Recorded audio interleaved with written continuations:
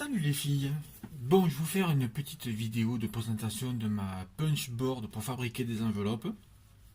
Alors voilà comment ça se présente. C'est assez petit finalement comme objet. Je pensais que c'était un petit peu plus grand, mais non, ça fait, ça doit faire dans les 25 cm peut-être. En tout cas moins de 30. Alors voilà, bon, au début j'étais un petit peu sceptique. Sceptique non, parce que j'avais vu quand même des tutos sur YouTube. Mais voilà, je pensais que tout serait au niveau de mesure et que tout serait en inch. Et je me disais, putain, ça va être chiant à calculer et tout. Alors en fait, non. En fait, j'ai remarqué qu'en dessous de la réglette où il y a les mensurations à ce niveau-là, en dessous, il y a une ligne avec les correspondances en centimètres. Et il se trouve que dans l'emballage, enfin dans le paquet, il y avait aussi un tableau où tout était converti en centimètres. Je me suis dit, ouf, tant mieux, parce que bon, moi, les pouces, les inches et tutti quanti, j'avoue que je suis resté très scolaire et français à ce niveau-là. Je préfère les centimètres.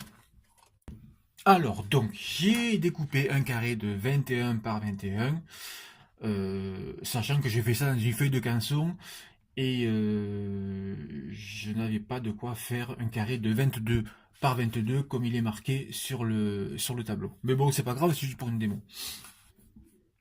Alors, le principe.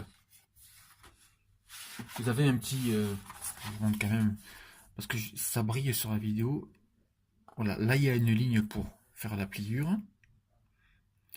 Et là, il y a un guide, une fois qu'on a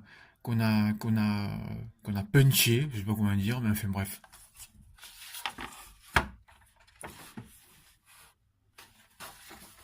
Alors ça se présente comme ça. Si je ne me trompe pas, voilà, oui. On va sortir tout ce qu'il faut quand même. Alors, vu que mon enveloppe fait 21, il faut que je me cale sur 10 et demi pour me retrouver au milieu.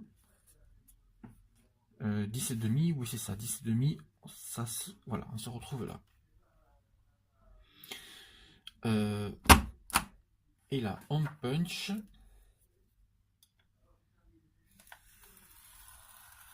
Et on marque un premier pli. On tourne. Et ce premier pli, on l'aligne sur le guide qui se trouve là.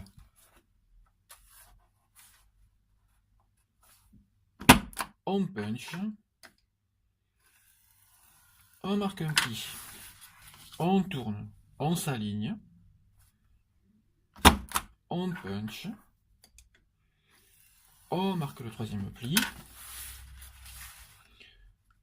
On s'aligne. On punch. Et on marque le quatrième pli. Bon, dans l'idéal, je pense qu'il faut chercher plutôt à s'aligner à 10 et demi, c'est-à-dire la moitié de la taille totale du carré. Peut-être plutôt que de s'aligner sur le petit repère. Là, j'ai fait sur le repère. On va voir si l'enveloppe ressort vraiment bien nickel. Une fois qu'on a placé ces plis et ces punches là,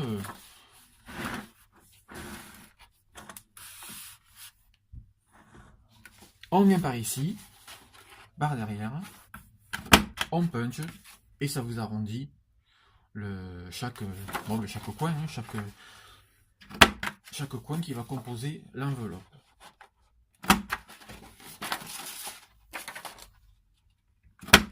Et voilà. Après, bah, vous voyez, toutes les petites découpes tombent dessous, c'est nickel. Et après, eh ben, c'est tout simple, il n'y a plus qu'à plier.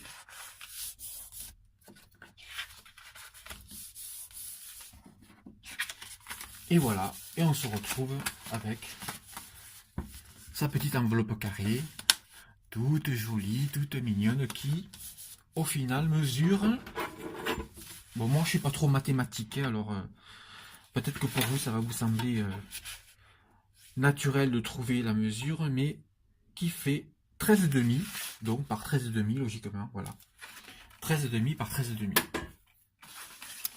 Donc, vous pouvez mettre à l'intérieur une carte de 13 par 13, quoi, finalement. Hein. Ou une carte ronde, ou même une rectangulaire, hein, dans la mesure où vous ne dépassez pas les 13 cm.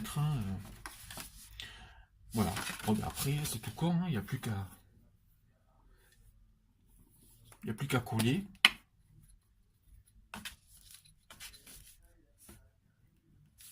Hop. Hop.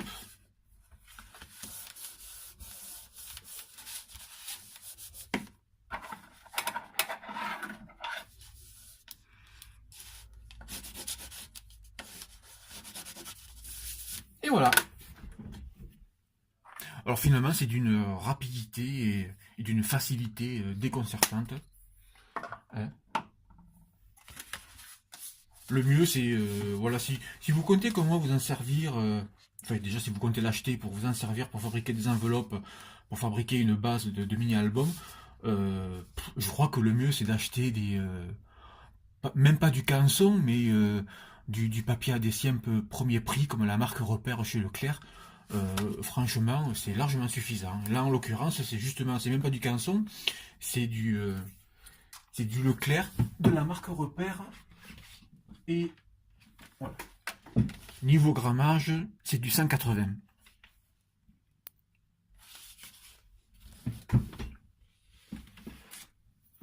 Et voilà, voilà pour ça. Et puis tant que j'y suis, je vais vous montrer vite fait. Je ne l'ai pas encore ouvert, en plus ça va être une surprise pour vous comme pour moi. Le dernier petit pack de papier Shabby que j'ai reçu hier. Il est trop beau. Et je recule un petit peu. Il n'y a pas. Ça, je le vire, j'en ai plus besoin.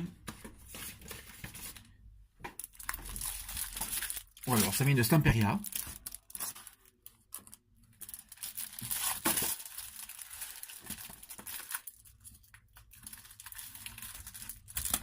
Et on va ouvrir ça ensemble.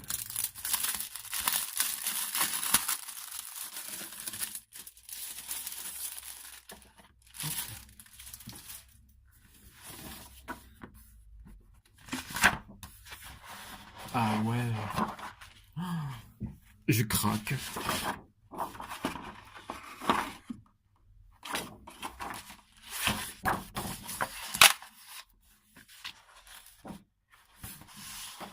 Bon ben. On est obligé de craquer devant ça, non?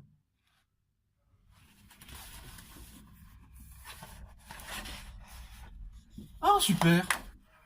Bon, il y a une feuille style avec des écritures. Une planche découpée, une enveloppe. Oh, avec des cartes papillons. Voilà.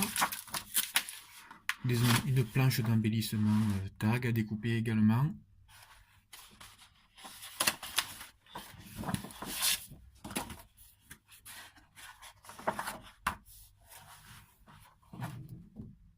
Bon, je vous montre comme ça parce que niveau équipement vidéo pour filmer, je suis sur un petit trépied et c'est un peu chiant parce que ça bouffe un petit peu de place. Hein, voilà. Voilà, waouh, j'adore. Des cartes.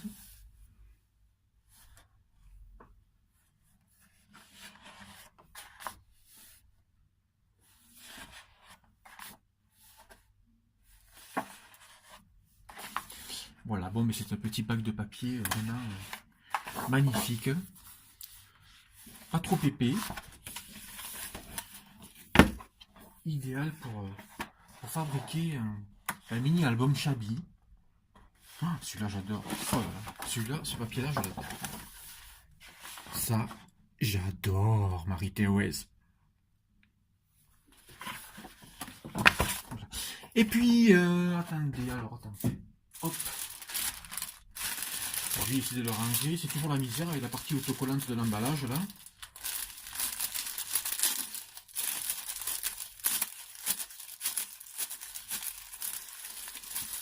Oh, ben, nickel. Et pour toi, Marilou, tu m'avais demandé les références de ma pâte, enfin de ma poudre épaississante. Alors, elle est où? Elle est là. Voilà.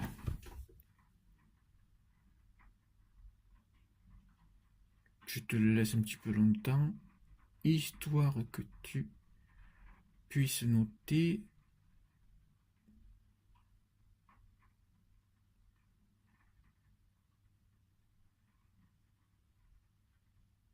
Voilà, voilà. Bon, ben c'est tout. Je vois pas trop ce que je pourrais vous montrer d'autre, hein. J'ai rien de prévu là, niveau projet créatif, alors je sais pas trop ce que je vais faire, hein. En tout cas, je vous le montrerai si je fais quelque chose. Voilà, gros bisous. Ciao, ciao.